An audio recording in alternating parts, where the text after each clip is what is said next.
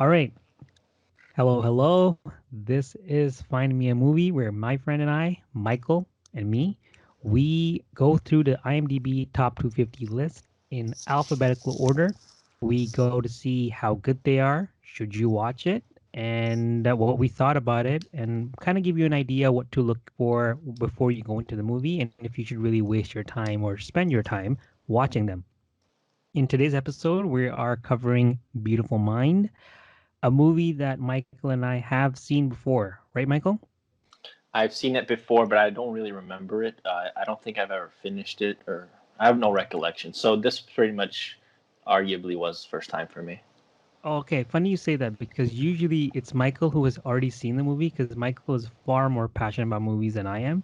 But this is the first one where actually I've seen it before and I kind of remember it. But Michael, this is the first time for you, bud.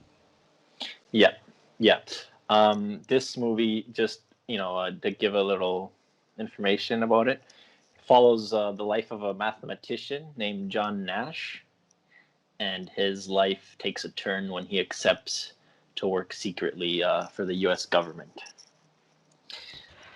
And yeah, that's and for people who don't know, it is a biography, and obviously in Hollywood fashion, it's not a 100% accurate description, but we'll allow it because the main thing of the movie is to entertain and to kind of keep us. They want to make money, and the way they make their money is how well do we feel when we watch the movie, and that's what we're going to be talking about, what we felt, and what if you should watch it, and if you will like it or not, probably. And I want to say Um, something before we start, before we get yeah, into this yes. movie is a very good example of how hard it is to go into detail of why it's so good without spoiling the movie. So we try not to spoil the movie for you guys. And since I personally don't like to be spoiled for movies, I try to not even remotely get close to that. So just bear in mind that it's hard to kind of tiptoe around it and explain why it's so good without actually spoiling it. And that's what we're going to try to do. Yeah, and the idea is if you watch all our previous episodes, is to we want to set you up with the not only the plot but what to expect, what to look out for, but we kind of want to leave you with your own thoughts and walk in with a general idea, but we're going to give you the freedom to have your own perception of the movie, and we don't do reviews. We just kind of give you the starting tools to go ahead and watch the movie yourself, and if you would like it perhaps or not. Mm-hmm. So this movie has a great cast. Start off: Russell Crowe, Ed Harris, Jennifer Connelly, Christopher Plummer, Paul Bettany. Just a phenomenal cast. And This what? was the first. This Sorry to cut you, but this was the first Mhm. time I ever saw Paul Bettany in a movie, and I instantly felt this liking to him. Not only the way he spoke and like how he articulates, which is very come to be his Paul Bettany style of articulation, which is used in Vision for the Avenger movies. But I just knew that this guy's. I just like the way he presented himself and how he spoke, and I just was a very cool character when they introduced him to the movie. Yeah, I also wasn't too familiar with Paul Bettany before this. I can say this is probably the first one I watched as well, and he played a great supporting role. Um, Yeah, just fits so Actually, perfectly in. one of my favorite quotes of the film was from Paul Bettany, actually. But we'll get into that later. I'll let you guys know which one it was.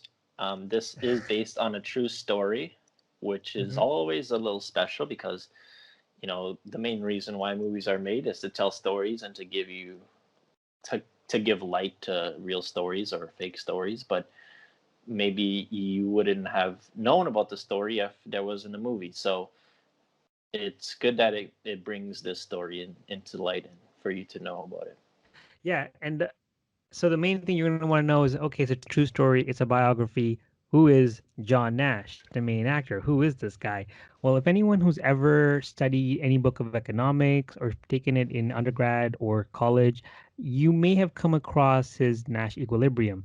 And something what the movie does talk about and really puts an emphasis on because that's what makes him who he is. And I think it's important that they did that because the movie is not about the joy of like being a mathematician, or it's about him who has a disorder, but he's a mathematician. So they don't really go too much into it, but it's an aspect of who he is.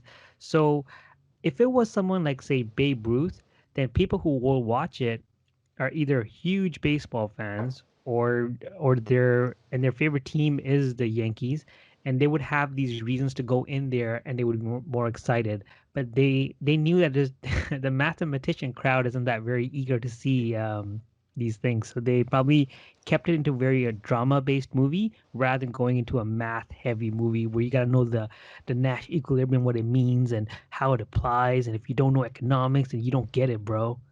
So it's Yeah, but they did a really good job um, of portraying that sort of lifestyle or people in that field, and I feel like this film really makes you appreciate professors and teachers and those students a little bit more, and and it shows how intellectual they truly are and how important they are to society and in the evolution. And funny enough, though, when you see something, a boring topic like mathematics, economics, um, and no disrespect to anyone who loves those, but our main actor certainly did.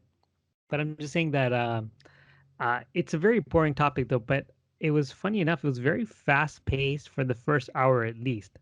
Do you agree, Michael? Like it was pretty, like it was like quick. Everything was going on I quick. would We get it, like I would say this. No, no, I would say the first half of the movie is starts off a little slow, in my You opinion. think so? I think they were building up the character. They built him, and then it Then it goes pretty gets quick at the goes pretty second quick. half. In my opinion, the first But half is the second, slow, and then in the second half it picks up and gets a little. okay, that's something for the people who watch this movie after this to decide, though. But for me, in my opinion, the first hour of the movie, right before the climax, it goes like as events are happening. Maybe my okays will kind of give you a gauge of what I'm trying to say. Okay, so Michael, hear me out. This is gonna be weird, but just hear me out. So when this movie starts off, you're like, okay. Then you're like, okay. Then you're like, okay. Then you're like, oh, okay. So if you can understand what I'm trying to say, the first hour of the movie, this is when before the movie starts, and how your okays go from like the okay, yeah, like okay, like that happened, but after that, it's like you're like, oh, okay, that explains why it happened, right? So but that was the first hour of it. But in my opinion, going back to the pace of the movie, it starts off slow when you want to build a character. It speeds up when they want to show the progress of this character and who he is, and then it slows down when we get to the climax of it because it kind of focuses on him again, right? So, I think a crucial part too, besides it being slow or fast, was the direction that the story is told is a crucial part. So I think the director Ron Howard, he deserves a lot of credit, and he also won Best Director for an Oscar, so he got the credit. But um, just the way that it's told, the point of view aspect, and you see it mostly through John Nash's eyes. The timing and the the way it's told was really well done. yeah, and it's funny that they would take something boring and make it so interesting. Because we talked about, because our main goal is to be entertained when you watch this movie, right? And you may not never care about what the Nash equilibrium is, but I know that their job is to keep you want to know about it and what it is, to keep you inspired. And they did it really well because despite you not having a math background or wanting to learn math, you really cared about what was going on in the movie. Yeah. Part of it goes to the directing of how they told the story. Do you want to talk about the actors and how fitting with the actors?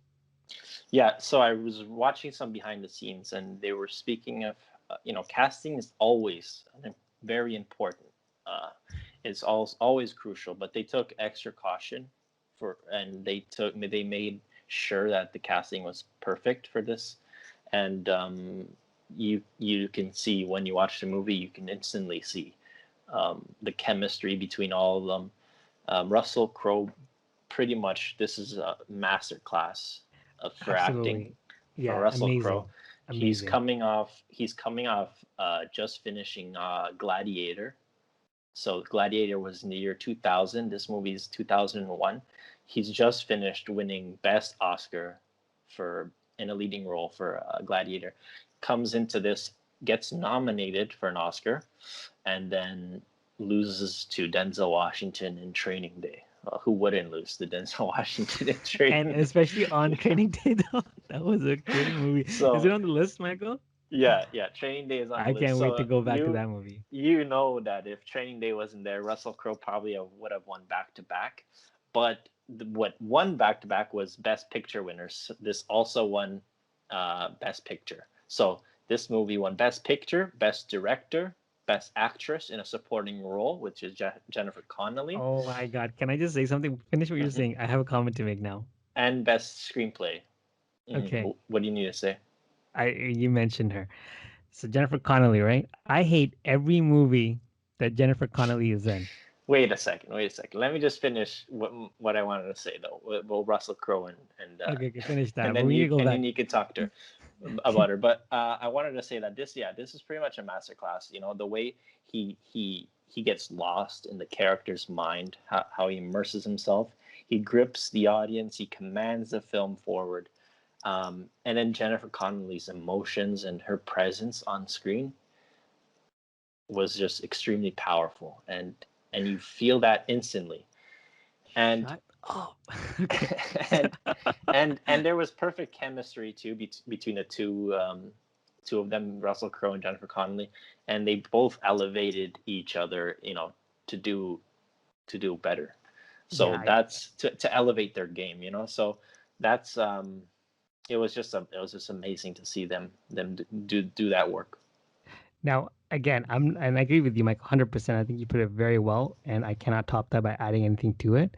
Uh, by explaining how well they acted together and how well they told the story by being the actor, sorry, by acting it out and being the character. Sorry, but yeah, I'm not contradicting myself, but hear me out. I hate every movie that Jennifer Connelly's in. That's ridiculous. That's I'll tell you. absolutely I'll tell you. ridiculous. I I'll tell shouldn't you. even let you finish. That is No, ridiculous. no, no. Hear me out, Michael. Trust me. Hear me out. The first time I came Wreck him across, for a dream. Wreck him for a dream. relax, Just relax, just chill, just chill. I knew you were gonna. I knew you were gonna be defensive. Let me hear me out. The first time I saw, funny enough, the first movie I saw was the Hulk. Was it with Eric Banner? That's his name, right? no, that would be You know the Hulk, the before, the first yep, one. that's Eric Bana. Eric Bana. Yeah. Okay. Yeah. So she was in that movie, Mm-hmm. and I saw her, and I'm like, it's not fair for a girl to be this beautiful because this is just like I cannot focus. What is this going on? And I feel like I made a joke at that time too. I'm like, yo, this girl's so pretty. I bet she just wakes up, walks into the studio. She's like, oh, do I need to do makeup? It's like, no, no, you're fine. You go ahead. Bro, I cannot focus properly because I find her so beautiful. She's just so pretty, and it's not fair for a woman to be this pretty, and you're asked to be concentrating on the movie. And no, but and then It's true. I thought that I would come across this movie, and I know she's in it. Actually, I forgot she was in it. That I saw her in it, and I'm like, maybe I'm more mature now, and I have to control my feelings for her. But no, no, it wasn't the case, man. She still looked flawless as ever in that movie too. So, yeah, I please don't add her into movies. Wait, are we discussing the movie, or are we just saying how much we think she was attractive? I've lost track now. This is just me opening up, telling you that this is why this is why I have a problem watching movies with Jennifer Connelly because it's just You unfair. have to pause midway through. Is that why? I didn't have to pause. I just had to be like, okay, look, do not look at her. Just focus on the movie. Do not look at her. Just hear the dialogues. But no, but jokes aside, though, I do think she's very pretty. But yeah, she was also phenomenal in how she was supporting how she played the character. But yeah, it goes back to what I was saying, right? That her presence on the screen is just really powerful, and she presents that like aura where like this she can really, and then she can act to back it up. So That's true. So well deserved, and yeah, so it won four Oscars, so that alone, like, it does definitely speaks for itself. so Um, how did the movie hit you? Because there's a big climax in the movie, which we kind of alluded to in the beginning. But how did that movie hit you? Watching it the first time, the suspense, which you're not talking about. it shocked me pretty well. I wasn't really expecting it. There's moments where you're not really sure what's going on, and then you try to play a scenario in your head, and then you find out that you're completely wrong. And it's one of those where you feel like you're getting closer and closer, and then you just find out that you weren't at all close. Yeah, and that's what I was trying to get at because I know, and you said it well because it just kind of hits you where you're shocked, right? And that's what I meant at because they purposely made it fast. You know how I said it's slow in the beginning when they want to develop, and then the plot is fast, and then the climax it slows down again. There's a reason for that, and I did feel kind of if I was watching it the first time, I would be a little disengaged, maybe of what the hell's going on, because you know when things kind of go over your head, you kind of just lose track of it. Yeah, yeah, So yeah. it's normal to go through that when you watch this movie.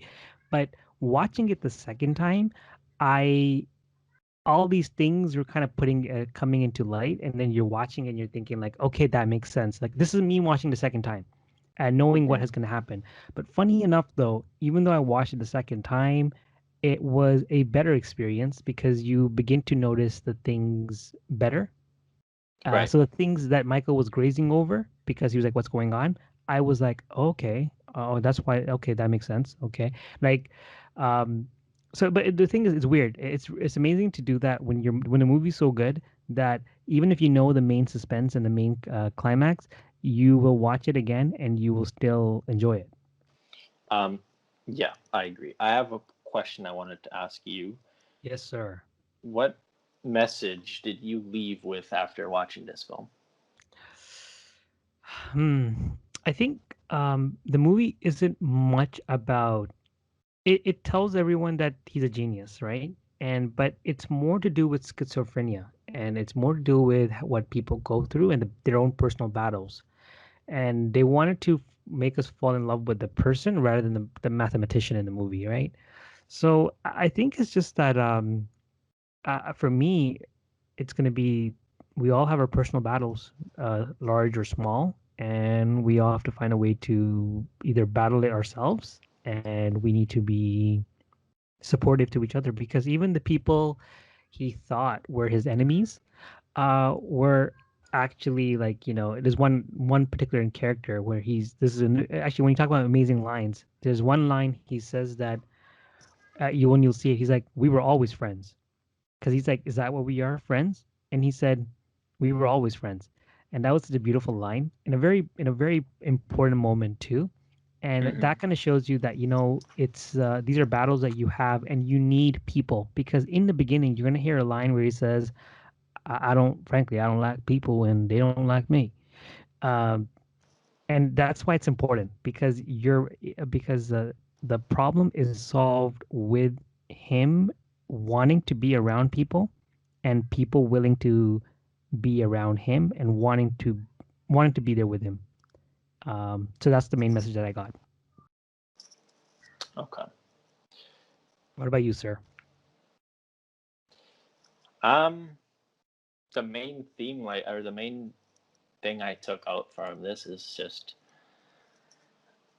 people really can show extreme patience when you think that they can't. You know, you think that they can't put up with you and that all is gone, and then you find out that they are willing to stick with you and be there for you through the most difficult times and the good times. Yeah, and it's I guess it kind of puts you in the shoes of people. Give an example, a very extreme example of wanting help and wanting. But the thing is that, like, which we're agreeing on, because it's just a little background of how we operate is that we kind of come in with our own ideas and we meet over here to keep it more of a natural conversation rather than being like, at this time we're going to do this, at this time we're going to do that. And it's funny that me and Michael came to the same conclusion and what we kind of picked up from it. So that's always amazing to see. Sometimes there's moments where Michael will see something that I didn't. But you mentioned that there was like a dialogue that you was your favorite dialogue. Yeah, there was a quote that I just remember said, that's a really good quote from Paul Bettany, Charles. He Oh says yes, he's Charles. talking to John on the bench, I think, and he's saying, nothing's ever for sure, John. That's the only sure thing I know. It's just an innocent line, but I like that one. Yeah, and now that you got me thinking about Charles, and it's just everything is so fitting to the results that come in, and you'll notice what I'm talking about. I don't want to go too much into it, but it's just so perfectly done that um, I'm gonna just say this: when you watch the whole movie, even when you go through something and you realize why is it this is okay, this is probably irrelevant, this is probably like a random scene in there and probably doesn't mean anything, but it's pretty important. Like that's what makes a good director because I've seen horrible movies, and Michael knows I've seen a lot of horrible movies with a passion. And you know how some movies they're like the plot just seems stupid because you're just like, okay, why would you introduce this if you're not going to use it, or why would this be there and then never talk about it again? This is Oh one of yeah, the we common. we we call that we call those Nicolas Cage movies, Khizer. I actually really like him though. I'm He's just joking. he's just so confident in who he is. I love people like that. I love when you are weird and you're confident about it. That's like, it makes me appreciate you way more. But yeah, a legend. But I'm gonna say that that's funny. But you know what it is? Even if you notice something that may be like, oh, okay, just maybe a random scene in there, but doesn't really add to the plot of it, even the littlest details, the dialogues and everything, they're all connected. Let And me tell you something. There's never a random scene put in just for randomness. That every scene has a meaning, and if it's not a meaning directly to the story, directly to the character, directly to the scene, it's got a story underlying meaning. So something in between the lines for you to figure out. So nothing is put inside at random. right. And I agree with you 100%. But what I'm trying to point out is the why the director was good is because he made sure that nothing, no topic opened or introduced is left untouched. It all comes back to it because I've seen movies which have introduced moments which could definitely add a new plot to it or add a new scene to it or could be a solution to a problem that's existing. But the directing isn't that good, or maybe the time and the budgets are not there for you to include it all in there. That it never comes. You never talk about it again. But in this movie, what makes a movie such a masterclass is that it was so well calculated that every random event that was introduced was addressed in one way or another, either explicitly or implicitly in the end of the movie. Yeah, yeah, and a thing that's under goes underrated is I feel like the way that it's told too, in a way that it doesn't show different perspectives of characters until probably halfway through the film. Mm-hmm. You'll see when you watch the film, you'll see that it's told in a in a point of view of John Nash, Mm-hmm. that making it that way, it impacts a certain scene, and it makes that certain scene so much more powerful. Um, that if it was done a different way, it wouldn't have been such a powerful scene. It's around the middle of the movie, halfway through. And, I don't want to and it's funny spoil when it, I but listen. I don't want to. I don't. I can tell you after when we're done, but I don't want to really say that scene because then it would sort of spoil it. Mm. But it's funny though when you were talking, I was not only listening to you, but I was thinking about the scenes too. And it made me realize, because I know we talked about it earlier too, is how important the character, like the how well was the selection of the actors, because Ed Harris, even if I was to imagine him, I would imagine him as that, talking like that, with that facial expression, being that, he has a very He's awesome. He's yeah, awesome, by the way. he has a very dominant presence. He is what we would call a toxic masculinity person. No, I don't know if he is, but he has a very good presence when it comes to roles like this, and I think they couldn't have chosen someone better. Like, Yeah, someone that can give you a disappointed look and be good with it. Someone that can talk smack to you with a straight face and not regret it. yeah. And And then Christopher Plummer, right?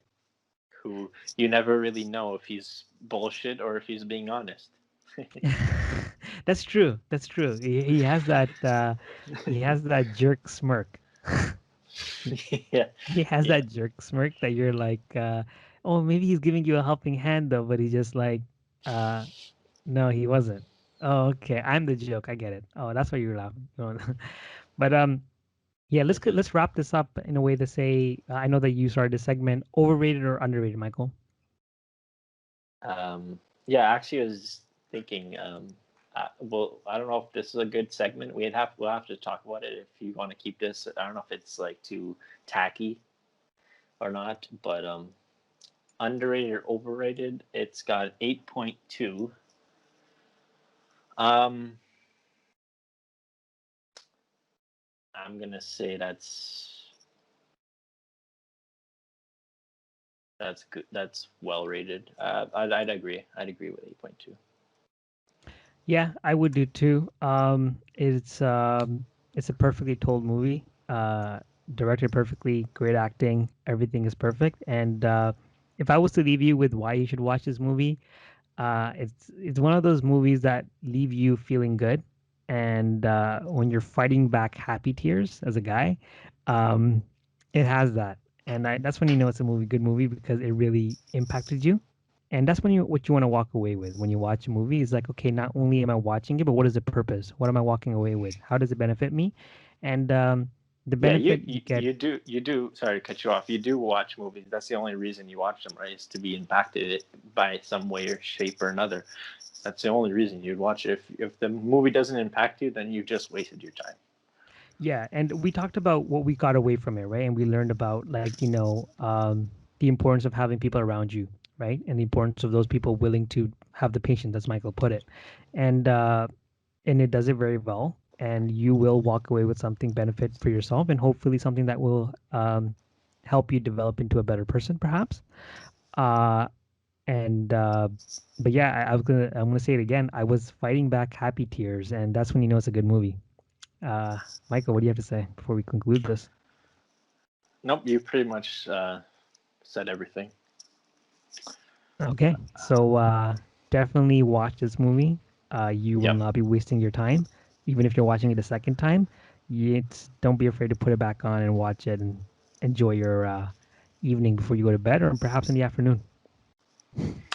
that's right. But I think everyone has stopped listening by now. Okay, so this is when I say goodbye and I slowly fade away. All right, take care. See you later, guys.